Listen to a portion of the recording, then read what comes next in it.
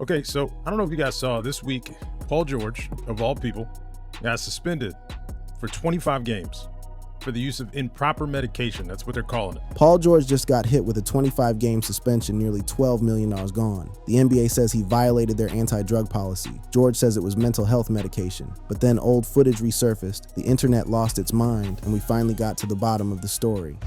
Prescription P, the 25-game suspension that rocked the NBA. On January 31st, 2026, the NBA dropped a bombshell that sent shockwaves through the basketball world and detonated across every corner of social media within a matter of hours. Philadelphia 76ers forward Paul George was officially suspended for 25 games without pay for violating the league's anti-drug policy. The financial damage was staggering. Approximately $11.9 million in lost salary vanished in an instant because of what George himself described as improper medication. The 9-time All-Star, a man who had built a 15-year career on elite two-way play, clutch performances, and the kind of defensive intensity that earned him 4 all-defensive team selections, was suddenly staring down an absence that would consume most of what remained of the 2025-26 regular season, leaving the 76ers' already fragile playoff hopes dangling by a thread. For a franchise that had invested $212 million in George's services just 18 months earlier, the news landed like a sledgehammer on a house of cards. The announcement came through ESPN's Shams Charania, who reported that George attributed the violation to medication he had taken while seeking treatment for a personal mental health issue. George released a statement taking full responsibility, apologizing to the organization, his teammates, and the fans, and emphasizing that he intended to use the suspension period to get his mind and body into the best possible condition for his return. The NBA, as is standard protocol, did not disclose the specific substance involved, but league reports confirmed that the violation was not related to performance-enhancing drugs. That distinction, however, did absolutely nothing to slow down the internet's insatiable appetite for speculation, ridicule, and the kind of rapid-fire narrative construction that transforms complex human situations into consumable content before the first press conference has even ended. Within hours of the news breaking, the nicknames started flooding in. Prescription P, Drug P, and PED George began trending across X and TikTok, despite the explicit clarification that performance-enhancing substances were not involved. The memes were relentless, the jokes were savage, and the court of public opinion had already rendered its verdict long before the facts could fully circulate. Fans competed to craft the most cutting one-liner. Parody accounts changed their profile pictures. Fantasy basketball players scrambled to adjust their rosters. And through it all, the real question, the one that every NBA fan, commentator, and conspiracy theorist wanted answered, remained stubbornly unanswered. What exactly did Paul George take? The NBA-NBPA anti-drug program maintains a comprehensive list of prohibited substances that extends far beyond what most casual fans would expect. The policy bans all benzodiazepines, including alprazolam, Xanax, Klonopin, Valium, and Librium, which are commonly prescribed for anxiety disorders and categorized under drugs of abuse. Stimulants like Adderall, one of the most widely prescribed medications for ADHD in the United States, are also banned unless a player has obtained a therapeutic use exemption, a formal process that requires approval through the league's medical program, rather than simply having a personal physician write a prescription. Beyond those categories, the prohibited list includes harder substances like ketamine, LSD, cocaine, and various synthetic cathinones, rounding out a policy that casts an extraordinarily wide net over both recreational and therapeutic medications. As one commentator pointed out, the real issue might not have been what George took, but how he obtained it and why he kept it from the team's medical infrastructure. It says Paul George's 25-game suspension highlighted that taking medication for a mental health issue that is not approved or is misused, even if prescribed by a personal doctor rather than a team doctor, can lead to significant penalties. So I'm wondering if maybe it was something that he didn't want the team to find out about. And if in fact it is mental health related, I mean, I don't know if that's everyone's business. I mean, maybe it is, I guess, because you're part of the team. They invest a lot of money in you. Maybe it's in their best interest to know.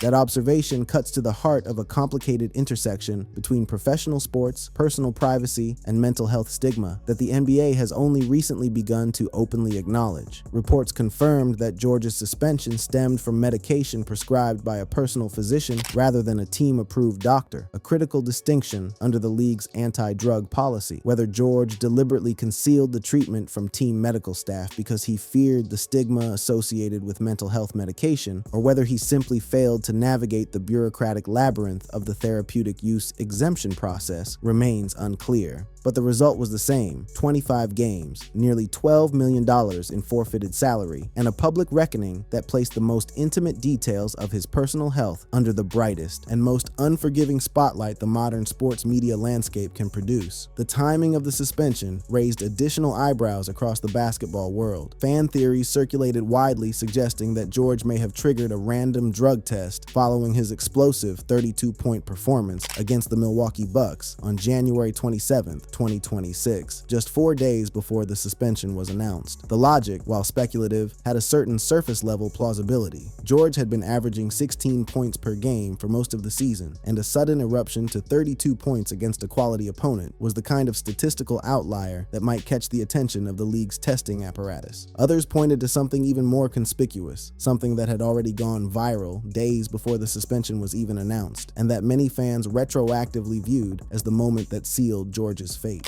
When I first saw this story break, a couple days before, I had reposted this video. Paul George was in a layup line doing 360 dunks with ease. Now listen, at his age, with the amount of injuries he's had, seeing that, I knew he was going to get tested. I said it as soon as I saw the fucking video. He should never have done that shit in the layup line. Go watch his video. The image of a 35-year-old Paul George, a man whose career has been defined in part by catastrophic injuries, including the gruesome compound leg fracture that nearly ended his career during a 2014 Team USA scrimmage in Las Vegas, throwing down 360 dunks and warm-ups alongside Tyrese Maxey with the effortlessness of a player in his athletic prime was, to put it mildly, jarring. This was a player who had undergone multiple surgeries, battled through chronic shoulder issues during his Clippers tenure, and entered the 2025-26 season at an age when most NBA forwards are either riding the bench or out of the league entirely. The layup line footage was the kind of athletic display that practically begged for scrutiny, and scrutiny is exactly what it received, with consequences that would cost George 8 figures and a significant chunk of his season. The viral clip, the memes, and the ghost of drugs helped me. If the suspension itself was the earthquake, what happened next on social media was the tsunami that swallowed the coastline whole. An old clip from late February 2025 resurfaced with devastating timing. Footage of Paul George joking with teammate Joel Embiid about coping with injuries, in which George casually says, "Drugs help me." The clip, originally a piece of lighthearted locker room banter between two teammates commiserating over the physical toll of a grueling NBA season, had been completely harmless in its original context. A veteran player making a self-deprecating crack about the cocktail of anti-inflammatories, cortisone shots, and recovery treatments that every aging professional athlete relies on to function. But when that same clip resurfaced in the immediate aftermath of a 25-game drug suspension, it transformed into precisely what the internet does best: a weapon of mass humiliation, perfectly timed and surgically deployed for maximum damage. The video spread like wildfire across X, TikTok, Instagram, and YouTube, racking up millions of views within 48 hours. Comment sections exploded with variations of the same joke, each attempting to outdo the last in creativity and cruelty. Fans screen-grabbed the exact frame where George said those 3 infamous words and turned it into a meme template that dominated basketball social media for the better part of a week. The clip was shared, reshared, stitched, duetted, quote-tweeted, and reacted to by every sports commentary account with a pulse and a Wi-Fi connection. Content creators who had never expressed a single opinion about Paul George's basketball career suddenly became experts on his personal pharmaceutical choices. It was, by every measurable metric, a viral sensation, but it was also profoundly, almost aggressively, misleading. What nobody seemed interested in acknowledging was the context. George was not confessing to illicit drug use. He was not admitting to any policy violation. He was not providing a roadmap to his personal medicine cabinet. He was making the kind of joke that any 34-year-old professional athlete with bad knees, a surgically repaired leg, and a decade and a half of NBA mileage on his body would make. A joke about the reality that playing at the highest level of professional basketball at his age requires an extensive and entirely legal regimen of therapeutic medications. The drugs he was referencing were the team-administered, league-approved, medically supervised treatments that every veteran player in the NBA uses. But context does not generate clicks, nuance does not trend on social media, and the algorithm has never once rewarded a post that said, "Actually, this is more complicated than it appears." This is where the title of this video, new footage of Paul George taking drugs with other NBA players goes viral, requires the most important clarification of this entire script, and it is a clarification that cannot be stated with enough emphasis. No credible news outlet, reporter, or verified source has produced, confirmed, or referenced any new footage showing Paul George using drugs, recreational or otherwise, with other NBA players. It does not exist. Exhaustive searches across ESPN,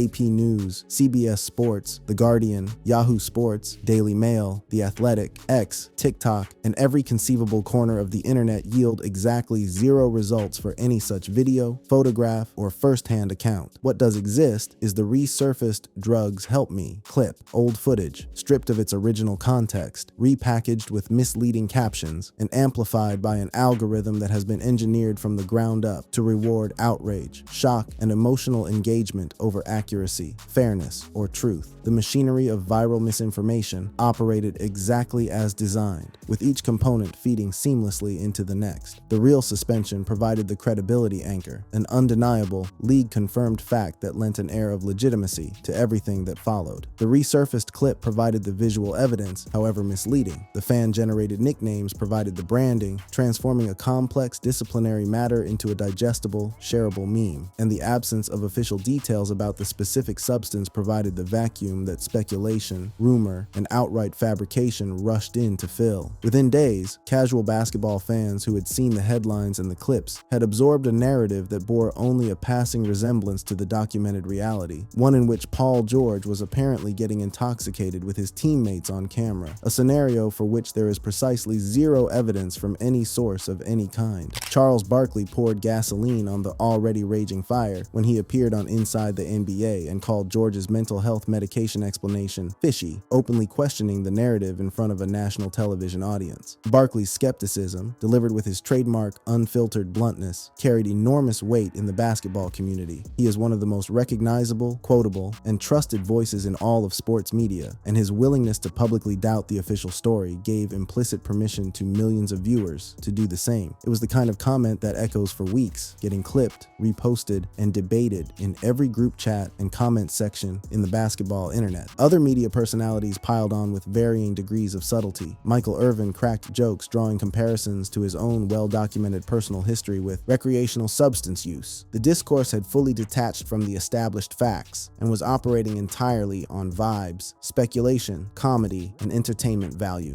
Now, I also saw in a lot of the comments, people were saying, oh, it's probably just weed. Weed isn't banned anymore in the NBA. So it's not that. But after seeing him do all them dunks and shit in the layup line, I was thinking maybe him and LeBron got the same doctor. I'm kidding. Kind of. Kidding. The LeBron comparison, delivered as a joke but laced with genuine suspicion that resonated with a surprisingly large audience, touched on one of professional sports' most persistent whispered conversations: the idea that elite veterans who continue performing at superhuman levels deep into their 30s and beyond must be doing something beyond diet. Sleep optimization and hyperbaric chambers has followed players like LeBron James, Tom Brady, and Cristiano Ronaldo for years. It is the kind of suspicion that can never be proven or disproven, which is precisely what makes it so durable. George's suspension gave those whispers a tangible data point, a real, confirmed policy violation by a veteran player who had recently displayed shocking athleticism, even though the violation had nothing to do with performance enhancement by any official account. The financial dimension added yet another layer of public fascination to a story that already had more layers than anyone could responsibly process in a single news cycle. George signed a 4-year, $212 million contract with Philadelphia in July 2024,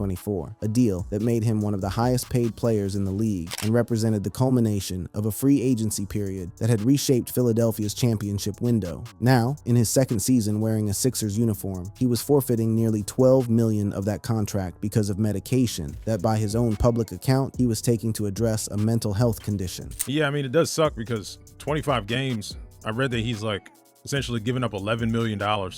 Like, just think about that. You took some medication for, I guess, your mood, right? Just to feel better, I imagine, and it costs you $11 million. That staggering financial penalty, the equivalent of what most Americans will not earn in 5 lifetimes of work, underscores both the severity of the league's anti-drug policy and the absolute inflexibility of its enforcement mechanism. The NBA operates on a strict liability basis when it comes to drug testing, meaning that intent, medical justification, prescription status, and personal circumstances are largely irrelevant once a banned substance appears in a player's system without the proper exemption paperwork filed and approved through the league's designated channels. George is far from the first player to learn this lesson at catastrophic personal and financial cost, and his case slots neatly into a growing pattern of 25-game suspensions that reveals just how many NBA players have run afoul of. The same policy for reasons that range from deliberate cheating to tragic administrative negligence. The pattern of penalties, PG's road back, and what comes next. Paul George's 25-game suspension is not an isolated incident in the NBA's ongoing enforcement of its anti-drug program. It is the latest entry in a long, instructive, and at times deeply sympathetic list of players who have received the exact same penalty under remarkably similar circumstances. In February 2025, Milwaukee Bucks forward Bobby Portis was suspended 25 games after testing positive for tramadol, an opioid painkiller banned under both the NBA's policy and the World Anti-Doping Agency's prohibited list. Portis and his agent Mark Bartlestein described the violation as an honest mistake, explaining that Portis had taken tramadol, believing it was Toradol, a league-approved injectable pain medication commonly administered to players on game days to treat a nagging elbow injury he had been dealing with since the previous fall. The pill reportedly came from a personal assistant's prescription bottle. No intent to cheat was alleged by anyone involved, but the policy enforces strict liability regardless of circumstance, intent, or how sympathetic the explanation might be. In January 2024, Cleveland Cavaliers center Tristan Thompson received an identical 25-game suspension after testing positive for ibutamoren, a growth hormone secretagogue, and SARM-LGD-4U33, a selective androgen receptor modulator, both unambiguously classified as performance-enhancing drugs. Unlike Portis and George, Thompson's violation involved substances with clear and undeniable performance enhancement applications, and no prescription mishap or accidental ingestion explanation was offered publicly. Thompson took full responsibility and served the suspension without filing an appeal, later reflecting that the time passed quickly and that he channeled his energy into preparing for a strong return. In November 2019, Atlanta Hawks forward John Collins was suspended 25 games for testing positive for growth hormone-releasing peptide 2, yet another PED that stimulates growth hormone production. Collins apologized to his teammates, the organization, and the fans, and indicated he would appeal the suspension, though the ultimate outcome of that appeal was never publicly confirmed. That same October, Phoenix Suns center DeAndre Ayton, the #1 overall pick in the 2018 NBA draft, received the same 25-game penalty for testing positive for a diuretic, a category of substance commonly associated with masking agents used to conceal the presence of other banned compounds in a player's system. The pattern across these cases reveals a critical and somewhat uncomfortable reality about the NBA's anti-drug program. The 25-game suspension is the standard first offense penalty, and it applies with equal and unwavering force whether the substance in question is an accidentally ingested painkiller, a deliberately administered PED, or a mental health medication obtained without proper league authorization. The policy makes no meaningful distinction between negligence and intent at the first offense level, a design choice that prioritizes deterrence and competitive integrity over individual fairness. Players like Wilson Chandler, who was suspended 25 games in August 2019 for testing positive for ipamorelin, a growth hormone-releasing peptide that he said was prescribed during injury rehabilitation before he signed with the Brooklyn Nets, and who lost approximately $650,000 in salary as a result, learned the same unforgiving lesson. The NBA's testing apparatus does not care why the substance is in your body. It cares only that it is. More severe consequences exist for repeat offenders and egregious violations, serving as a reminder that 25 games is, in the league's framework, the merciful end of the spectrum.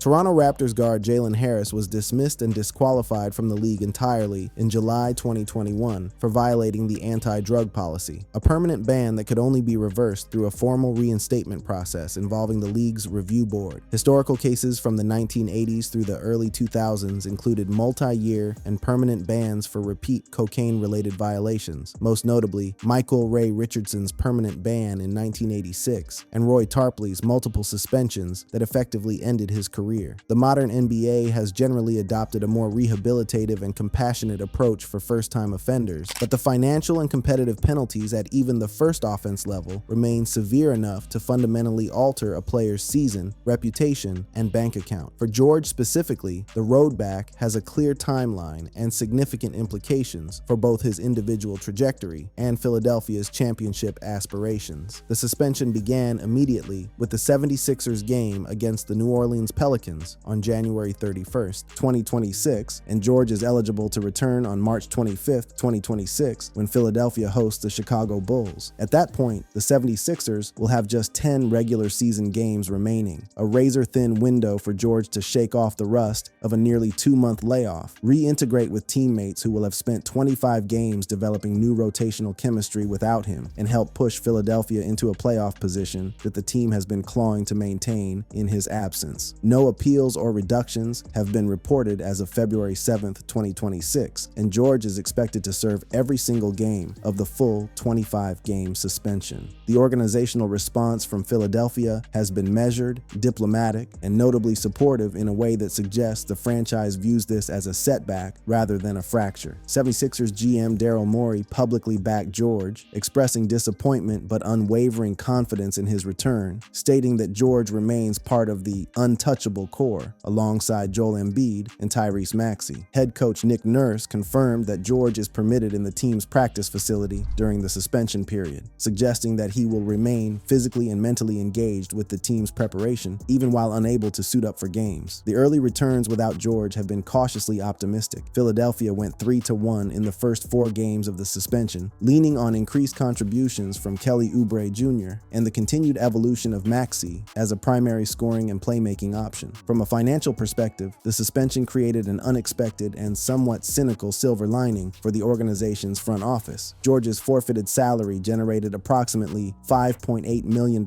in luxury tax credit, representing half of his lost wages, which helped Philadelphia navigate closer to the tax apron and may have influenced the team's relatively quiet and conservative approach at the February 5 trade deadline. The basketball cost, however, is far more difficult to quantify and far more consequential for the team's postseason viability. George had been averaging 16.0 points, 5.1 rebounds, and 3.7 assists per game in 27 contests this season, and was widely regarded as the team's best and most versatile perimeter defender, the kind of player whose impact on winning extends far beyond what the box score captures. Analysts project the Sixers still hold approximately 73 to 74% playoff odds even without George, with a likely play-in tournament path if the team cannot climb the standings during his absence. The bigger picture, however, extends far beyond box scores, playoff probabilities, and luxury tax calculations. George's situation has reignited a conversation that the NBA and its players have been grappling with for years: the intersection of mental health treatment, professional athletics, and a drug testing infrastructure that was designed primarily to catch cheaters and recreational users, but increasingly ensnares players seeking legitimate medical care for conditions that carry profound personal stigma. The NBA's anti-drug policy operates under strict liability, a framework that serves the league's institutional interest in maintaining competitive integrity, but creates genuine and growing tension when applied to players navigating the deeply personal, often terrifying, and still heavily stigmatized process of seeking mental health treatment. George's willingness to publicly attribute his violation to mental health care was itself a notable and courageous act of vulnerability for a high-profile professional athlete, and the fact that this vulnerability was met with widespread ridicule, memes, and mockery rather than empathy, understanding, or support says something profoundly uncomfortable about where the public discourse on mental health in professional sports actually stands, as opposed to where we like to tell ourselves it stands. As for the supposed new footage that the internet insisted existed, the incriminating video of Paul George using drugs alongside other NBA players that allegedly went viral and supposedly constituted proof of some larger scandal, it was never real. It was a phantom, conjured from the collision of a real suspension announcement, a resurfaced joke clip taken wildly out of context, an army of opportunistic meme makers, and a digital ecosystem that abandoned the distinction between what actually happened and what generates maximum engagement long before Paul George's name ever entered the conversation. The actual story,